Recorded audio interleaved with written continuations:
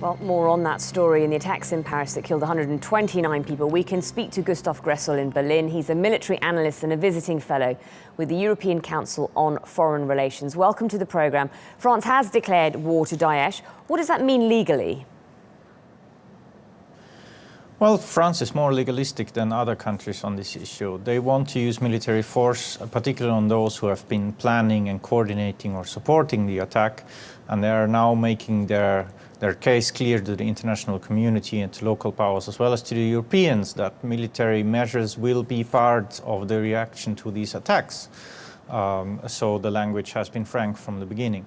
Now, François Hollande has said that he would do everything in his power to destroy Daesh, and he's brought out the big guns. He's using the Charles de Gaulle, which is that huge aircraft.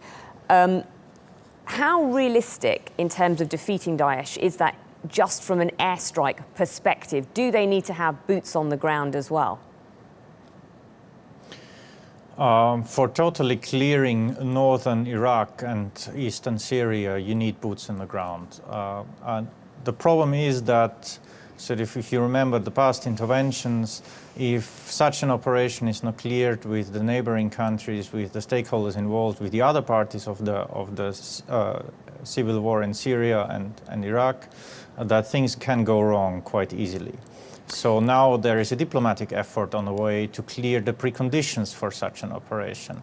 But we have to be clear that without boots on the ground, without ground forces, we can only contain ISIS. We cannot defeat it.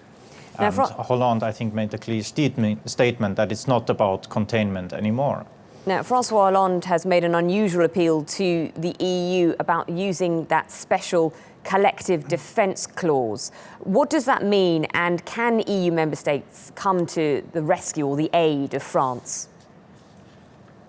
Well, there has been some speculation whether he will use that Article 24/7, which is actually a solidarity clause or a mutual defence clause in the case of war, or Article 222, which is a mutual assistance clause in case of terroristic attacks and natural disasters.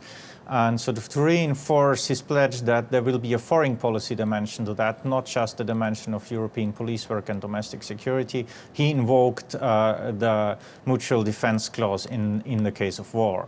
This is to signal to the rest of the Europeans, first of all, we need your solidarity. First of all, we need to much more improve our common police work. But beyond that, there needs to be a common foreign policy and there needs to be a European approach, even in military terms, on this issue.